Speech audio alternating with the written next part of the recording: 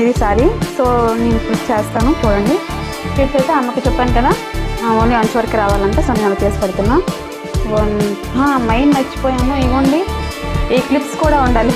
ఈ క్లిప్స్ కానీ లేకపోతే మనం సారీ ప్లీటింగ్ చేయలేమండి, కంపల్సరీ కావాలి. ఓకేనా, ఇది ఫస్ట్లో చెప్పడం మర్చిపోయాను, ఇంక్లూడ్ దాంట్లో కూడా ఉంటుంది, ఉండాల్సిందే. క్లిప్ లేకపోతే మనం సారీ ప్లీట్. సో చూసుకోండి. ఇక ప్లీట్స్ చేద్దాం. మనం ప్లీట్స్ చేయాలి అంటే పర్సన్ బట్టి ఉంటుందండి. సో ఒక్కొక్కరికి అంటే కొద్దిగా ఉండే వాళ్ళకి ఒకళ్ళ ప్లీట్స్, బట్ ఏదైనా సరే మనం మా బ్యాక్గ్రౌండ్